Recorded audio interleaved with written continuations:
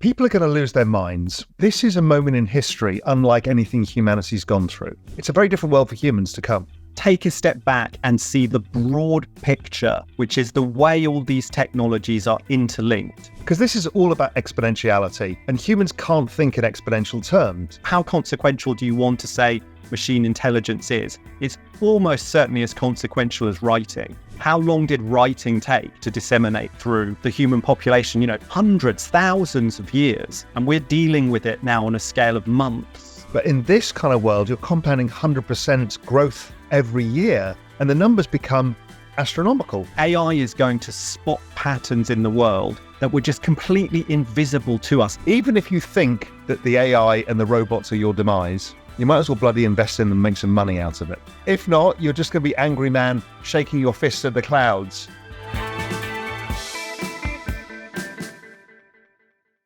You want to send some token to someone else? Okay, great.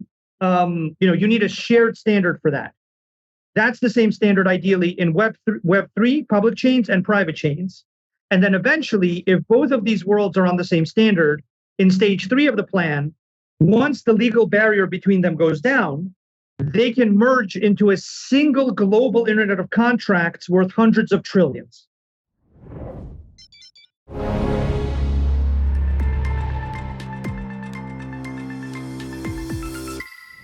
Hey, everybody. Welcome back to Real Vision Pro Crypto. I'm joined today by Sergey Nazarov, co-founder of Chainlink. Sergey, welcome back to the show. Great to see you. Thanks for having me. Wow, it's always a pleasure to have you here. I always enjoy these conversations because you're not afraid to go deep in the technology. And I know our Real Vision Pro viewers love to get a sense of what's going on under the hood. Sergey, it's been a while since we've done this. I know we've covered a lot of this material before, but big picture for folks who are relatively new to the picture, talk a little bit about Chainlink and the role that you see Oracle's playing in the digital asset space. Sure, sounds good. So oracles are an infrastructure that create consensus about various things that blockchains do not create consensus about.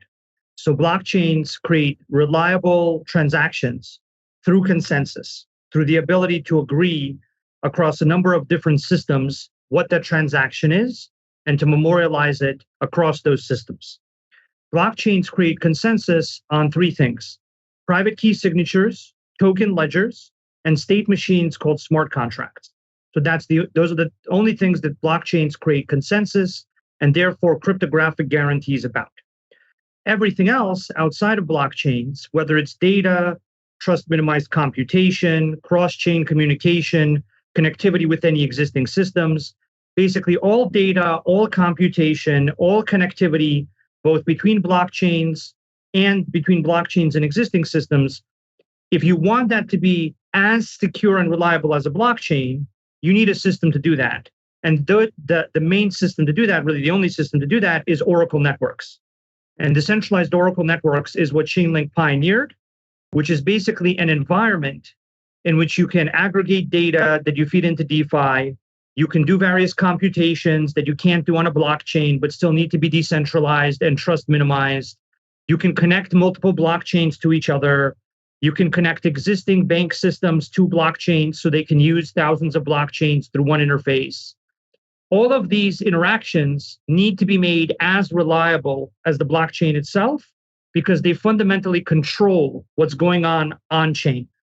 And so if you leave the thing that's controlling the on-chain state to insecure, easy to manipulate, easy for adversaries to access, then you break the security model. And you break the guarantees of those on-chain things. And so that's why Chainlink so far has processed approximately $9 trillion in transaction value through these decentralized Oracle networks, because there are all these other things, whether that's data or computation or cross-chain connectivity, that on-chain contracts, on-chain things need in order to become more advanced.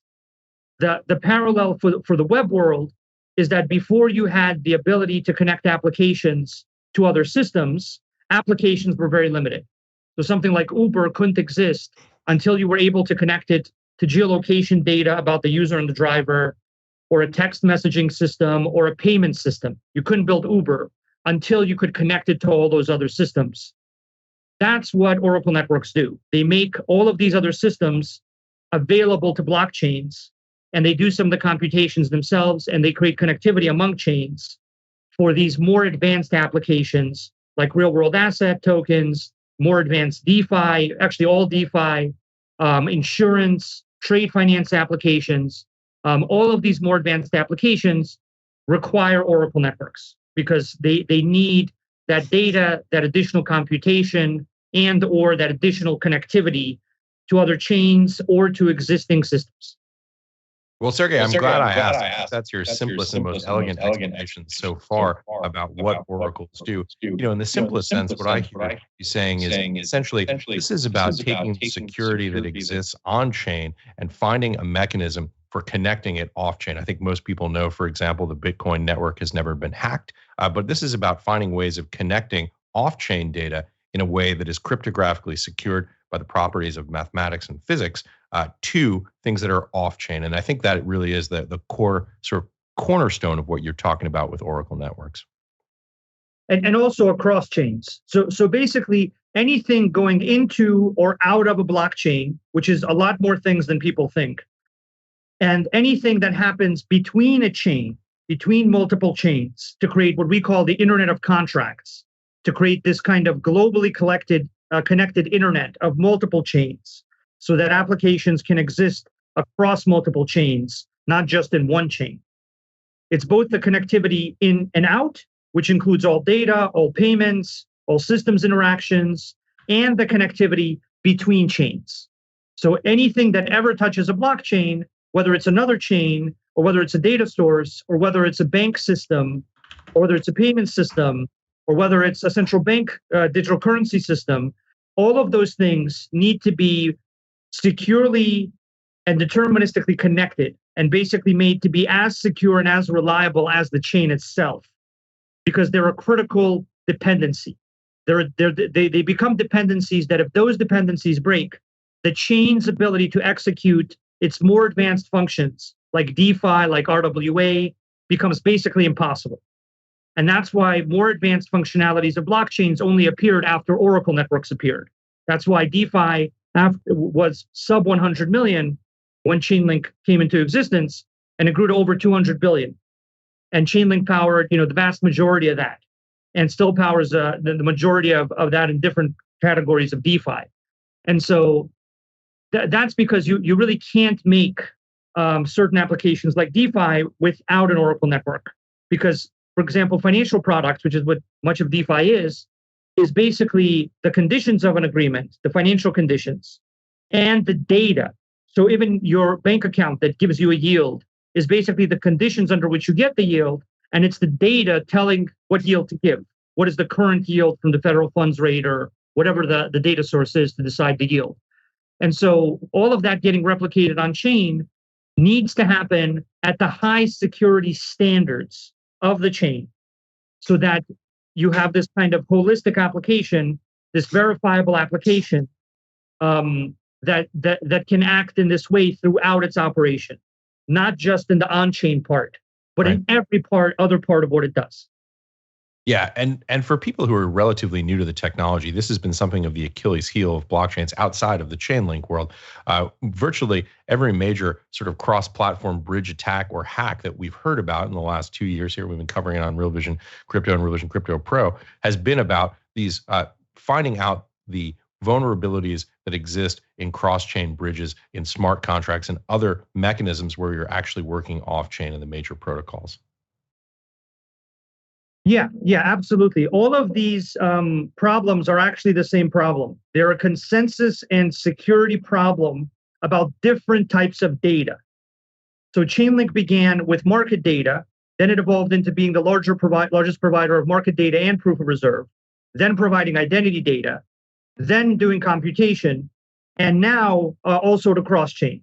And cross-chain is also a data problem because the movement of a token is basically data. You're moving data about this token goes from here to here. And our system can also add instructions as another type of data to the token so that when it arrives at the destination, it can actually trigger smart contract events without anyone having to integrate into that chain. And so the real challenge here is how to efficiently give smart contracts and verifiable applications various types of data, various types of off-chain trust minimized computation, various connectivity, maintaining the highest level of security. And we have 5 levels of security that I hope we can cover about the different levels of what defines the security of systems like this. And then also making it easy for existing systems to integrate with all of that so that you can accelerate the speed at which capital markets, asset managers, banks, trade finance, all of these existing sources of value can integrate with all of these chains together with all of this data, which is what they actually need to make their more advanced applications. Yeah, and this is what's really fascinating, what you guys are doing with CCIP and other technologies. I know folks' ears have just sort of perked up if you're thinking about RWA, real world assets here in crypto, not risk-weighted assets. I know my fellow legacy finance people think of it that way, but in the crypto space, obviously, we're talking about connecting real world assets on chain, which I think has the potential to really bridge these two worlds between traditional finance and decentralized finance. Sergey, you guys are doing some interesting stuff with some of the infrastructure providers in the space. I'm talking here about DTCC. I'm talking here about Swift. Talk a little bit about what you guys are doing and how it fits into the broader vision that you have for integrating the digital asset space and traditional finance. I think RWA is the place where a lot of capital markets activity, banks, asset managers, many of which hold multiple trillions of dollars in value individually. So there are individual firms. Some of the firms that we work with, like ANC Bank in Australia, has over $1 trillion in assets under management. And there are others that have multiple trillions in assets under management. And basically, that's the whole size of our industry, just in one participant, in one market participant in that part of the world. Right. And those folks are very good at generating various financial products. That's what they've been doing for some of them for over 100 years. And basically, RWAs are a type of packaged financial product or asset of some kind. The main thing about RWAs is real world. And real world basically means connection to the real world, which necessitates data. The real world assets are actually defined by their ability to gain access to data reliably and to prove things about themselves. Like I'll give you an example from the proof of reserves part of what Chainlink does with gold coins. Gold coins necessarily need to prove, if they're good, that they have the gold, right? That every unit of gold coin, every single unit on chain represents a corresponding unit of gold off chain. And ideally, you don't want to wait for an annual audit. You want that to happen in real time, which is what proof of reserves does. And Chainlink is the largest provider of that, of proof of reserves. So for real world assets, we're already the largest provider for the ones that exist, various gold coins and stable coins. And capital markets, banks and asset managers have a lot of experience with real world things, with basically packaging various things into financial products. So it's a very natural place for them to start. It doesn't mean that they're making an advanced DeFi protocol. That's not the stage that's at necessarily, but I think that's where it will all go. That they will eventually have their own DeFi protocols that they will work on together with the existing Web3 DeFi protocols. But if we just talk about RWA, I think you're right. That's a place where the intersection of this technology with capital markets is already happening, and where it will be valuable to both the other capital markets participants and to the Web3 users, because I think that collateral, the real world assets that are generated by banks and asset managers, will be valuable collateral to Web3. So in that context, the market infrastructures that you mentioned, like Swift and DTCC, definitely see significant demand. And all of these infrastructures, as well as banks and asset managers and various institutions, they are fundamentally driven by demand. And this is what I've been saying on your show, I think, for years, and what I've been saying in many other places for years, is that the demand of their user base, the demand of their clients, will fundamentally drive them to adopt blockchains as a superior format for value and transactions of certain types. And RWA is indeed a place where that transition is actively happening and moving towards production readiness. And we're in multiple conversations with large banks and asset managers that are in discussions with us about production. So not POC, not pilot, but production. Real value, transactional usage of the system on a consistent growing basis for significant asset classes. The role that the market infrastructures that you mentioned have is to enable banks and asset managers to do those transactions in efficient and legally compliant ways. SWIFT is a very widely used standard for banks and asset managers to define their relationship with each other through a set of messages and actually kind of a definitional standard for what is a bond, what is an equity, what is a cash transaction, what are the properties of that transaction, what are the features that we want in our transaction. And everyone is kind of speaking the same language. It's kind of, SWIFT is kind of like the English of the financial world where most banks and most asset managers speak it. And so the work that we're doing with SWIFT is finding a way to use that widely accepted standard that's already defined what an equity is, what a commodity is, what a cash transaction is, and repurpose it and use it for blockchain interaction. And the benefit there is that the SWIFT system, the SWIFT private key signing infrastructure, the SWIFT infrastructure that's been around for over 50 years now and has successfully processed quadrillions upon quadrillions of dollars, can continue to be used by banks for interactions with blockchains. And then the benefit to the blockchain industry is that those 11,000 plus banks that are on the SWIFT system, which is the largest collection of banks on any system, are accelerated in the way that they're able to interact with blockchains, which means that their clients, their assets under management, can reach blockchains sooner. Yes, they might reach private blockchains of that specific bank or of other banks that they're used to transacting with before they reach public blockchains. Yes, that will happen. But that is a critical incremental step. And the magnitude of the amount of money that we're talking about, SWIFT settles quadrillions of dollars in value. DTCC on an annual basis settles quadrillions of dollars in value. DTCC is basically the settlement infrastructure for the entire US securities industry. DTCC is also about efficiency, but it's largely around making transactions legally compliant so that those transactions can be settled and everyone can rely on their legal force. So the basic difference here is for, and I think this stuff is so critical for people to understand the existing infrastructure that we have in TradFi today and where we're moving in the digital asset age. So I think of SWIFT as essentially as a standards body that defines the messaging formats. These are the technologies that are used to handle the interchange of information between banks globally. DTCC, Depository Trust and Clearing Corporation here in the United States, settles something like 90+% of US equities, and I think 85 to 90% of all securities transactions. We're talking, again, quadrillions of dollars, 10 to the 15. I mean, it's just an almost inconceivable magnitude, particularly relative to the size of the digital asset space. And building these infrastructure standards, while it may seem a little bit technical, this is about the fundamental basis of connecting the traditional finance system that we live in today to the blockchain-based decentralized system that many of us in this space believe we're moving towards. So it could not be more important from a fundamental infrastructure perspective. Yeah, I think that's right. I think right now we have these two worlds. So we have the public blockchain world that we're more familiar with and we're longtime users of and believers in, and that has grown past $1 trillion. It's continuing to go well past $1 trillion. And I think it'll go to multiple trillions just off of a user base like you and me and other random people and hedge funds and whoever, right? And that'll happen.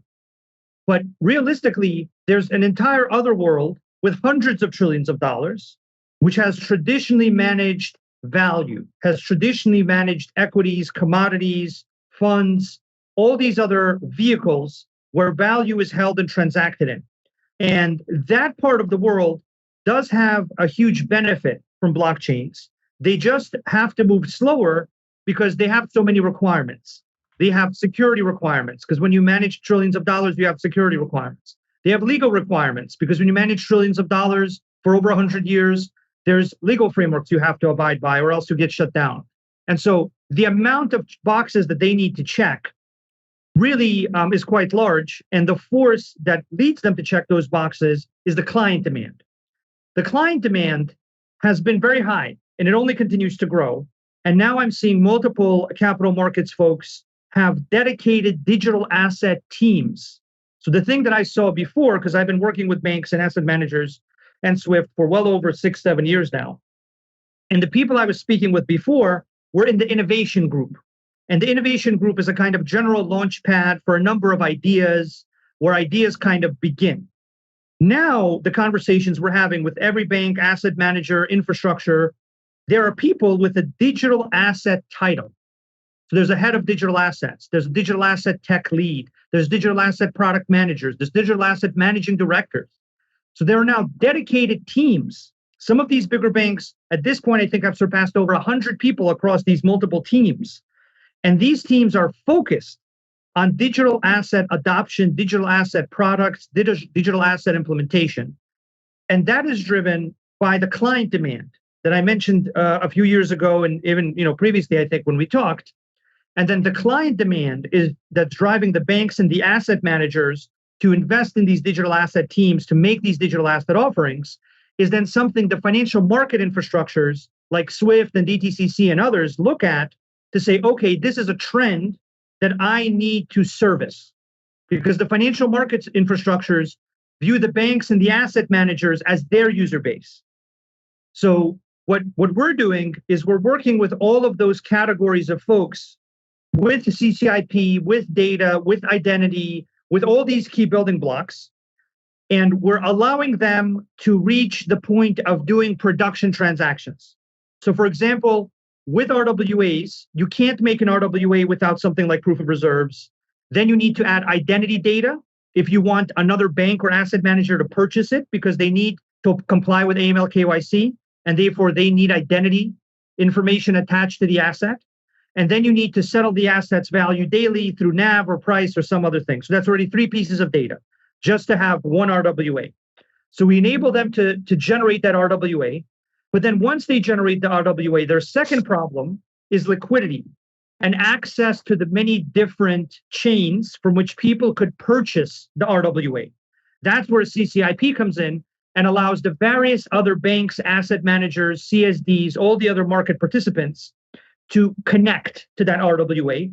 And because of the efficiencies created by how CCIP is designed, to gain access to that in a way that can keep them on their own systems. So they can stay in their system, they can stay on their own chain, and they can still access your RWA, even purchase it and have it returned to them. And by lowering this integration burden by all the customers that you would want to buy your RWA, we can rapidly increase the size of the market that can access your RWA, which is the fundamental thing that RWA creators want. They want a market that will purchase that asset.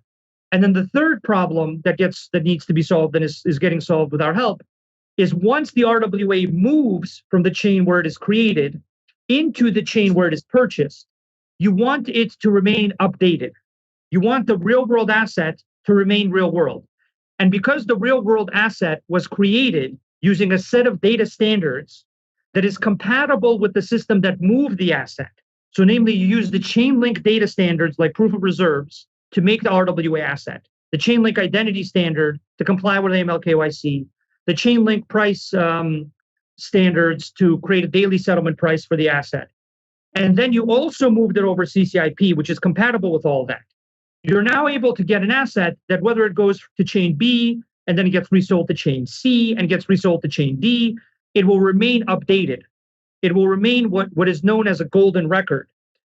And so it's not just about making the better assets. It's about making them, connecting them to liquidity, connecting them to all the counterparties that want to gain access to them, and allowing those assets to remain connected to all the data, to all the systems, while they move across many, eventually hundreds of different chains, so that the asset can be resold and maintain its real world properties.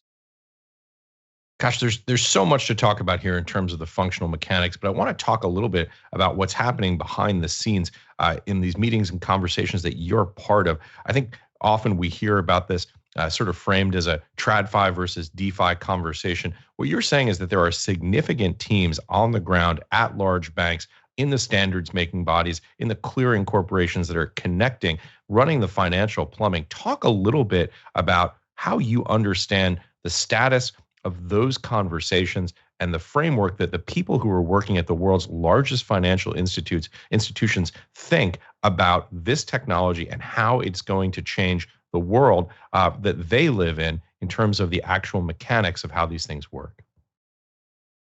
Sure, absolutely. Just to be super clear, my view is that TradFi is DeFi's biggest customer eventually. That's just how the world's going to go, in my opinion. It's kind of an inescapable reality because the only thing stopping it now is lack of legal clarity for how TradFi could use DeFi. But that legal clarity is gradually appearing. And DeFi, because it's in the public chain world and because it has a different risk tolerance, will consistently have higher returns. You will consistently be able to get larger yields on the same dollar, on the same set of assets in DeFi because of the propensity to experiment, the ability to take risk and all this stuff. And in the TradFi world, you have a bunch of people that have a desire for more yield, even if there is more risk. And the size of that is, in my opinion, even on the high spectrum of what people are willing to take on risk for, is in the tens of trillions. So this DeFi versus TradFi thing doesn't really make sense because they're all just trying to do transactions. They're actually very similar transactions, and all the transactions are motivated by basic economic laws of yield and supply and demand. And as long as the counterparty can be made reliable, which is the point of DeFi, right? The point of DeFi is not to have any kind of biased thing toward you or me or anyone else.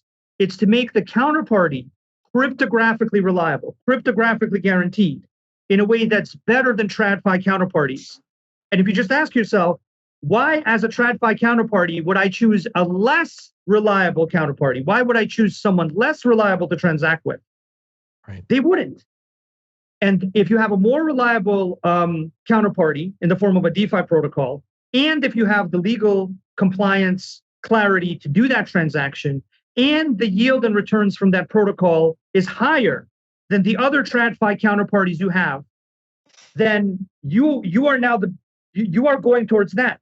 So I think it's a kind of misunderstanding, and I think it's a thing where people think that the existing financial system is trying to screw them over. In some cases, that does happen. There are cases where people maliciously use the existing financial system, but the existing financial system is just a big collection of a number of firms trying to make money. And if they can make more money by integrating with DeFi while still complying with the law, that's what they're going to do. So that's the DeFi versus TradFi thing just doesn't make sense to me. It's all going to be one big internet of contracts. And what we're doing is we've already created very widely adopted standards in Web3, in the public blockchain world. That's the first stage of kind of the plan that we have.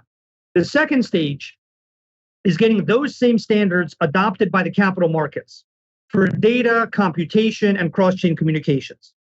So that when you're in Web3 and you want to transact and you need a settlement price, you want to use the Chainlink price because it's the most reliable, secure price. When you're in the capital markets and you want to transact, you need the Chainlink price because it's the most reliable, secure price. You want to send some token to someone else? Okay, great. You need a shared standard for that. That's the same standard ideally in Web3, public chains and private chains. And then eventually, if both of these worlds are on the same standard, in stage 3 of the plan, once the legal barrier between them goes down, they can merge into a single global internet of contracts worth hundreds of trillions. So that's what I think is going to happen there. In terms of the banks and asset managers, in terms of stage 2 of that, what I'm basically seeing is that there is significant demand for tokenized assets, real world assets. That I think will lead to the next stage of demand for yield on those assets, which is also what I've been saying for years. So the banks will now create their own real world assets, and then they will seek to generate yield on those assets for their clients, the banks and the asset managers. So what I'm seeing with these infrastructures, what I'm seeing with the banks and the asset managers, is that the client demand is there. And that is driving them to invest in more people, in more systems, in more connectivity to each other, in more RWAs, which will initially emerge in a way that works between two banks, but will eventually become the financial products that we all use on the Internet of Contracts. Eventually, what I think will happen is that you and me will be able to access institutional grade financial products. We won't have to be a bank. We won't have to be a multi-$100 million hedge fund, because all of those financial products will be on chain. And fundamentally, the banks and the asset managers want to sell more of them. So they will initially sell them to the counterparties that they know and they can transact with in a legally compliant way. Basically, because they cannot do it in a legally compliant way with the other counterparties. Right. But once they've done that enough, and because there is another market, a very large market, I eventually think you and me will gain access to tokenized private equity, tokenized carbon credits.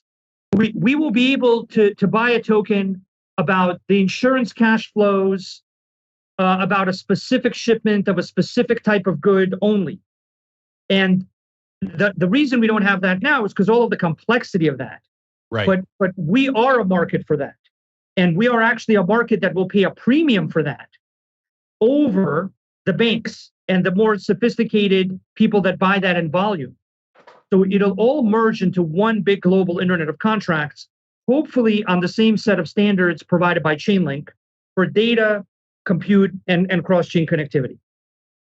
So let me just see if I understand this, because these are some really big ideas that we're talking about here. And people know I get excited about this technology, but I think what we're talking about here is something that's truly profound. So what you're saying essentially is solving the counterparty trust issue up front is the issue that you guys are working on right now. In other words, making sure that when there's a claim about claim on assets, that those can be cryptographically verified in ways that use the laws of mathematics and physics rather than trust.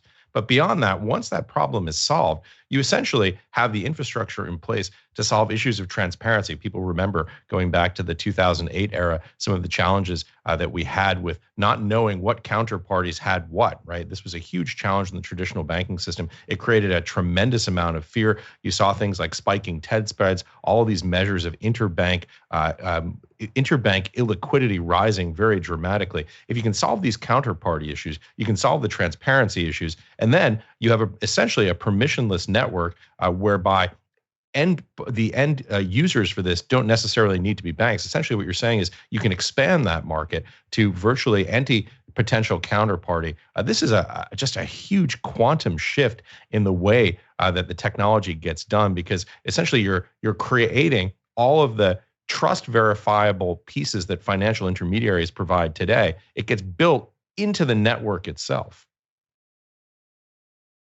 That's right. At the end of the day, we're all going to end up at stage 3.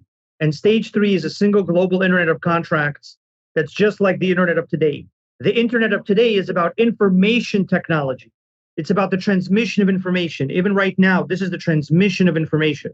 And when information technology began, there were separate siloed intranets. They were disconnected from each other. Information wasn't encrypted, so e-commerce couldn't happen because credit cards couldn't purchase things. There were all these problems, all these basic infrastructure problems.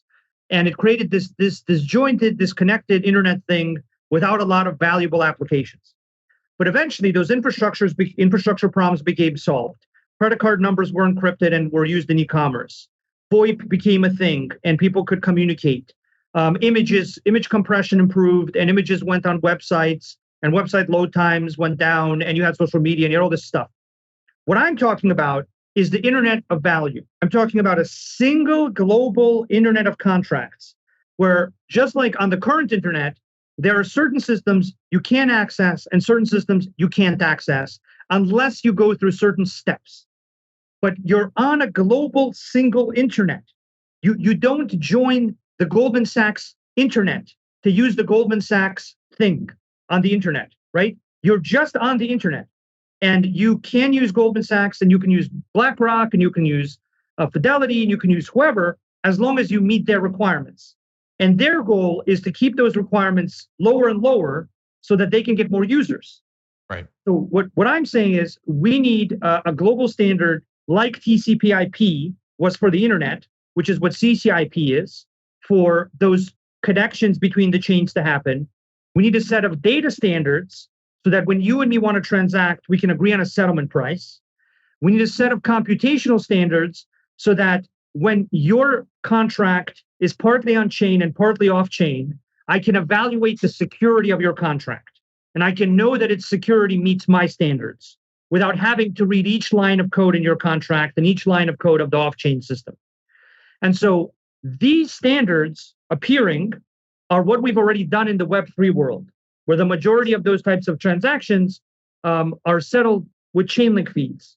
And the majority of high value automation computations happen on Chainlink automation and so on. And now we need to replicate that to this other separate Internet of Contracts. So there will be these two separate worlds, which is the framing of our discussion, right?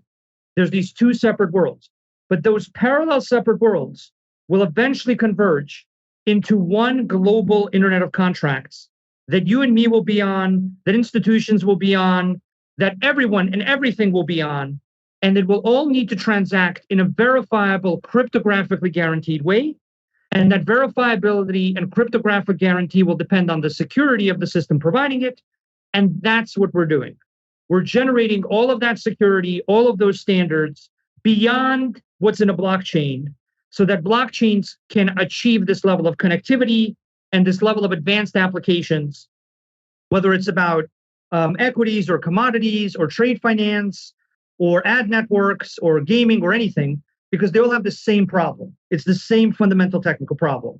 And that's also why so far our system has processed, has enabled the transactions of approximately 9 trillion in value. I think that's a low number based on the amount of value that's going to be flowing through all of these different tokens, all of these RWAs, all of these different DeFi protocols, trade finance, and so on. So I still think we're in the early to mid stages, because now we're seeing stage 2, the capital market stage. When we get to the middle of the capital market stage and a bunch of capital markets participants are on one set of standards like Chainlink for data and cross-chain, then we will accelerate towards stage 3, where transactions between public chains and private chains and bank chains begin to happen. And then if those transactions are economically attractive, if they are attractive from the point of view of profit for the capital markets, and there is legal clarity as to how to do more of them, then the rate at which that transition to stage 3 will happen, in my opinion, should be very quick. Because the economic force, the economic demand is there. And that's the funny thing about all this. It's the same force driving both of these markets, but somehow some people still believe that these markets will be driven in parallel separately forever, experiencing the same exact economic forces and preferences.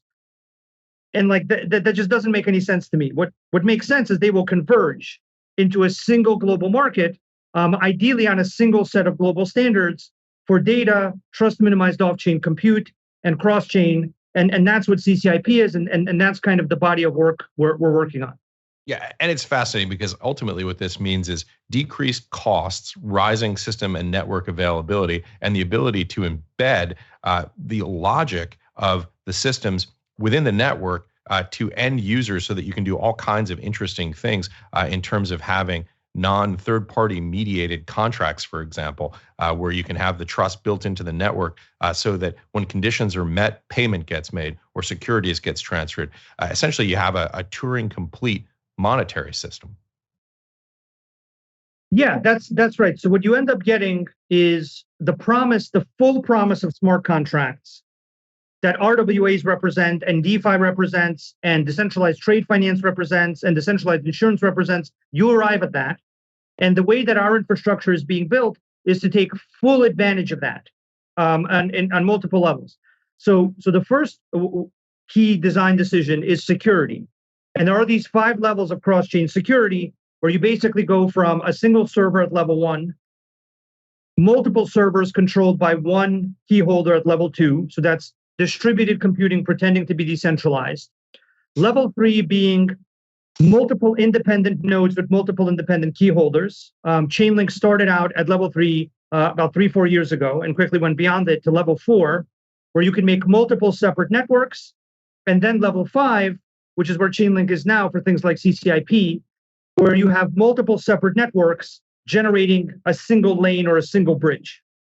So the first key property to generate this programmatic future that you describe, where value can be put in, is security. People need to know that the systems they're putting value into will be secure and reliable and will continue to allow their value to exist and be safe and be able to be transacted in a reliable way, even if it moves to another chain, even if it's dependent on a piece of data, even if it needs to go do a computation that it can't do on chain, even if it needs to interact with an AI, even if an AI needs to do something to it. All of these interactions need to be made safe and reliable. The second key property is actually using the programmatic properties of smart contracts in the right way. So for example, when you combine Chainlink data with Chainlink automation, you can actually trigger contracts with data. So you can use the programmatic automated properties of contracts together with Oracle networks to get more and more advanced programmatic functionality. Similarly with CCIP, what you're able to do is you're able to take an existing standard like Swift. You're able to, within that standard, define, I want to go to blockchain X, I want to go to smart contract Y, and I would like to trigger smart contract function Z, like the buy function. And then you're able to attach those instructions to a token, to a blockchain token, and then that token reaches the chain where the smart contract is and where the real world asset can be purchased. It purchases the token and it sends it back to you without you having to integrate with that chain. Sergey, So, can I just ask you a question? I know we've gone into the weeds a little bit here on the technology, but I don't want to leave people with this view that it's all rainbows and bunny rabbits. There are some real challenges here. And you mentioned one of them, which is the legal regulatory compliance aspect of it. We've got stuff like AML, KYC, OFAC compliance on the one hand, securities laws on the other. I know that you're not a lawyer, but give us a sense of how you see this unfolding, because there are material problems that need to be solved before the technological challenges can actually be met and implemented in production. Talk a little bit about how you see that process unfolding at the high level. sure, makes sense. You're right. That is one of the hurdles. That's why TradFi has taken so long to enter this market. And if you want to gain a sense of how quickly TradFi will be able to enter this market, one thing you could do is understand the parts of the world where there is more clarity about how to transact using blockchains. And the more clarity that appears, the more that barrier will decrease. But you're right, that barrier exists in different ways. There is an identity level to it, where identity requirements are baked into the financial system as a hard requirement. And so Chainlink, for example, has systems like Deco, where identity information can be verified, but you get back a zero knowledge proof, and you don't have to share the identity data on chain, which is another legal requirement. Let me ask you a question, because there's also challenges. We talk about the challenges from the legal regulatory compliance infrastructure on the TradFi side, but there's also the questions, I think, in the DeFi slash blockchain space. For example, if you go up to the Ethereum homepage and you Command F for the words credible neutrality and uncensorability, you see that this is a major thesis here in the blockchain space, where folks are very hesitant about being included in AML KYC. This is kind of a culture clash type of issue. How do you see that shaking out? Because I know that there's some skepticism about anything that interfaces with the traditional finance system on the blockchain slash DeFi side. You don't have to do AML KYC if you don't want to, and you'll just miss out on a certain class of products that already exists with centralized exchanges in the crypto industry. So if you don't want to use a centralized exchange, you're already going to have this problem. It's a common recurring problem already for our industry. I think there will be protocols, RWAs, various assets that don't require that. I think there will be a market for people that want to interface with that. And as long as it complies with their local laws and their personal goals, then I'm fine with that. I have a very libertarian view on people being able to make choices about what's right for them. If there are parts of the world where that is a requirement, and that part of the world is able to generate high quality real world assets, and then there are counterparties that are willing to comply with that requirement in order to access those real world assets, then that's another example of choice, right? So my goal is not to say the world has to work this way or it has to work that way. My goal is to help create infrastructure with a large and growing community of engineers, researchers, non-technical people, a whole bunch of great people, so that there are standards and there is a shared language between chains and there's a shared data standard and there is a way to generate all these applications in a secure, reliable way. And then people can generate those applications on whatever meets their personal goals. So there will be certain applications that you can only access if you're a citizen of a certain country. And that'll just be the choice of the application. But that's not my choice. And that's not our choice. That's the choice of that application creator. And then there will be other users that don't want to comply with that requirement. They don't want to disclose their identity. They don't want to do various things. And that's their choice. And they will exist in their own universe of applications. And I believe that all of these applications can exist on the same set of fundamental low-level standards. But the real goal, I think, is to create the largest pie possible, to create the largest collection of all types of assets that appeal to all types of preferences from all types of users. And that's what the internet is, right? That's what we want the internet to be. That's what we say when we say we want the internet to become more decentralized. We don't mean we want only this type of world or only that type of world. We want a world where various groups can make various choices about how they interact with each other using information technology.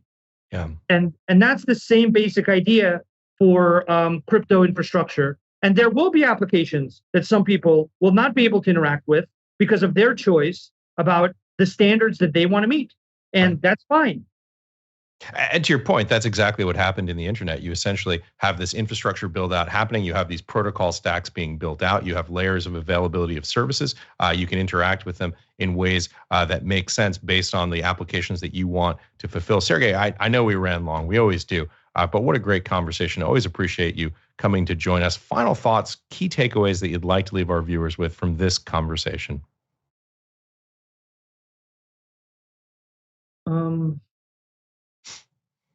I think our industry will decouple from the larger tech sector in a more and more meaningful way because people will understand that it is a failure-resistant technology. So there are technologies that are not resistant to economic problems, that are luxuries. And then there are technologies that help solve economic crises. I think we are moving towards some class of economic crisis in various economies because of, really, really weird, but perhaps necessary, I can't tell, economic decisions by various large actors, basically. And I think there will be a reckoning for all of that value and all of that.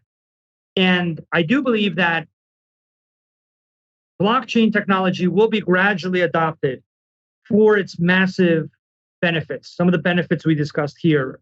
And it'll do well in a market where everyone wants to interact with more assets. But I also believe that if there is a economic crisis, that blockchains will be the solution to creating a more transparent, more reliable world that doesn't depend on brands, but it depends on cryptographic proof, such that your ownership is not guaranteed through a password to a database, but through an application that controls your private key on your phone. Or your reliance on an insurance company will not be based on the reliance that they have the logo above Grand Central. It will not be that they have the biggest building with the best logo. It will be based on cryptographically verifiable mathematical truths that they can never deviate from, and that you can verify before you connect your value to their insurance policies. I think that this world will occur. I've been talking about it for many years. I'm consistently wrong because I'm one of these kind of pessimistic people that doesn't understand why the current global financial system keeps chugging along in the current state that it's in. I understand a little bit more now about why it does, and there are actually good reasons for that in certain ways. But I still believe that there will be a global correction back to reality, and that blockchain technologies, like imagine if there's a bunch of solvency issues, imagine there's a bunch of big issues in the world, And then people ask themselves, well, how do we avoid these issues? How do I know your solvency, proof of reserves? How do I control my assets, private keys? How do I know that the financial product won't just take my money? DeFi. This is the world that I do believe we will end up in. It's just hard to tell at what speed and what will be the order of the market dynamics of the failures of existing systems or the demand for real world assets that will drive this sooner. But I remain convinced that it will happen. The timeline is not clear to me, but I remain completely convinced that it will happen. Sergey Nazarov, always a pleasure when you join us. Great to speak with you again. Thank you for having me. Thanks for watching, everyone. We hope you enjoyed the video. At Real Vision, we help you understand the complex world of finance, business, and the global economy with in-depth analysis from real experts. Join the revolution at realvision.com.